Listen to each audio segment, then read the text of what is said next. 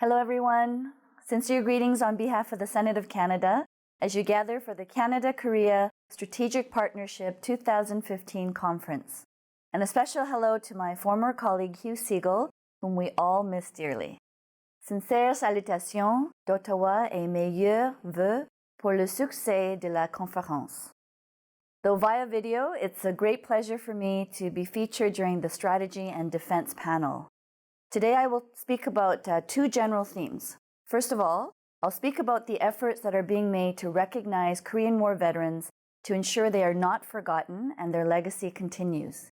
Secondly, with the implementation of the Canada-Korea Free Trade Agreement earlier this year, I will discuss the opportunities that are available for a closer partnership between Canada and Korea. On the first theme, now I could speak at considerable length about the Korean War and about Canadians who served and sacrificed in the war, but I know I have a time allotment today, so I shall try my best to contain my deep conviction on this topic. This year is an important year for Canada's veterans of the Korean War. June 25th marks the start of the 65th anniversary years of the Korean War that will last until July 27th, 2018, which is the year of the Pyeongchang Olympics. Over the course of the 65th anniversary years, our office will continue to work very closely with Veterans Affairs Canada, Korea's Ministry of Patriots and Veterans Affairs, and with the Embassy of Korea in Ottawa, particularly the Office of the Defense Attaché, with community partners and various stakeholders to honor Canada's Korean War veterans from coast to coast to coast. Canada's contributions to Korea were both significant and voluntary. As the international crisis began on the Korean Peninsula, in a foreign land, a world and an ocean away, Canadians answered that call to uphold global peace and defend the people of Korea from being overtaken by communist forces. And during the war, Canada contributed 26,791 troops, which was the third largest contingent serving in the United Nations Command. It also saw action in both the naval and air forces with 8 destroyers, 3,621 naval officers, and men 22 fighter pilots and several technical officers. However, Canada experienced its third bloodiest overseas conflict engagement with over 1,500 casualties, including 516 Canadians who made the ultimate sacrifice. And the names of these 516 Canadians that died in service, including the 378 Canadians who are at rest at the United Nations Memorial Cemetery in Busan, are on display in the Book of Remembrance in the Peace Tower in Ottawa. And after the armistice was signed in July 1953, approximately 7,000 Canadians continued to serve as peacekeepers until the end of 1955, with some troops remaining in the Republic of Korea until 1957. These troops guarded and patrolled the Republic of Korea's side of the demilitarized zone. And furthermore, since the end of the Korean War, Canada has contributed to security on the Korean Peninsula through its continuing presence on the UNC Military Armistice Commission and UN Command. Canadians and Koreans are indebted to the Canadian men and women who in the prime of their youth served to preserve global peace and defend fundamental human rights. And based on all the contributions made by Canadians of the Korean War, especially those that made the ultimate sacrifice, 2013 was designated the Year of the Korean War Veteran. And during that year, Canada proudly remembered the heroes of the Korean War and their brave fight to uphold freedom, democracy, and the rule of law.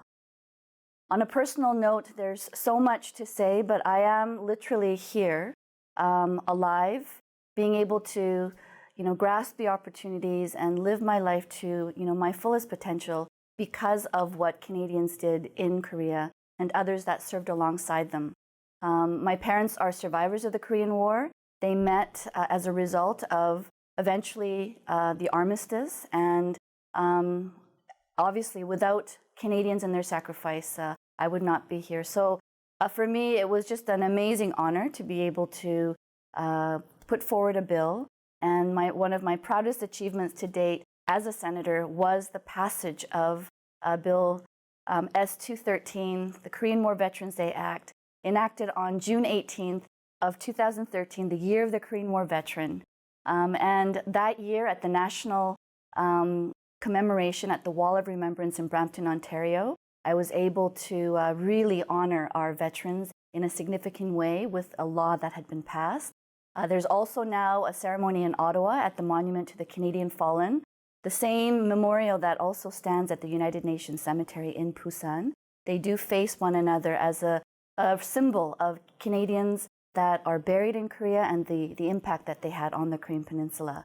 And also, as a British Columbian, I'm very proud to talk about the ceremony that happens annually at the Ambassador of Peace, the Korean War Memorial in Burnaby, BC. So the passage of this law designates July 27th, the Armistice Day, as a day of remembrance in perpetuity. And in Korea, actually, inspired by the law that we passed, Representative Kim Jong-un, my counterpart in the National Assembly, was able to pass a law as well. So now July 27th is marked annually in Korea also. Now, however, July 27th does not mark the end of the war. And the war has not ended, even though the hostilities have. Tensions remain on the Korean Peninsula, but we do hope, and I know that this is in the hearts of all veterans of the Korean War and their families and people like me, that there will be a united Korea in the future, peace on the Korean Peninsula. And as we did during the war, during the peacekeeping years, to this day, to try and really make a difference, we hope that Canada will continue to play that key role. And as a daughter of Canada and Korea, myself and others like me, we call ourselves the 1.5 second generation Canadians of Korean descent, that we will also play a unique role. And as a Senator of Canada of Korean descent, I'm ever ready to serve in ways that I can. I look forward to Canada and Korea building on our long-standing relationship. Canadian and Korean relations have been rooted in a firm foundation of service and sacrifice, as we witness with the Canadians in Korea. And bilateral relations between our two countries have unofficially occurred for more than 100 years. So Canada-Korea relations date back to the 1800s, 1888, when a Canadian missionary, James Scarth Gale of Toronto, was sent to Korea, and others included Dr. Oliver Avison and Dr. Francis Schofield. These Canadian missionaries and others not only brought Christianity to Korea, but also played a foundational role in improving the lives of Koreans in so many ways. And in fact, the contributions of Canadian missionaries are so significant that Dr. Frank Schofield, who is a Torontonian, is considered a national hero in Korea because of his assistance in the 1919 independence movement against Japanese colonial rule, and is the only foreigner to be buried in the Patriot section of Korea's National Cemetery. And years later, Canada's involvement in the Korean War also enhanced the Canada-Korea relations, which are rooted in a firm foundation of service, sacrifice, sweat, tears, and blood. In 1963, Canada established formal diplomatic relations with the Republic of Korea. And as with many relations with other countries, trade is vital. So this year, our government and our counterparts in the Republic of Korea implemented the Canada-Korea FTA, which we know was 10 years, almost 10 years in the making. And the negotiations took time to address several challenges, including the fact that being an ocean away within various time zones with political, social, and cultural differences, as well as different ways in how business is done in the two countries. But with the right will and political commitment, the negotiation was concluded, and we now have this FTA. So in general, Canada and Korea does juxtapose each other in interesting ways. The fact that Canada is 100 times larger, like geographically, like landmass, than Korea, but with 20 million or so fewer people, and the unique landscapes and business climates of both countries, which really do like contrast. However, despite these variances, I think our shared history provides a firm foundation that binds our two countries deeply together like no other. And furthermore, our future history will create more opportunities between Canada and Korea, which outnumber the challenges by leaps and bounds. This year's implementation of the FTA is the basis to which future economic ties and relations can grow. It's a truly historic agreement, and it's Canada's first free trade agreement in the Asia-Pacific region, and will provide new access for Canadian businesses and workers to the world's 12th, 11th, I know the numbers vary, largest economy. So Korea is within the G20 and the fourth largest in Asia.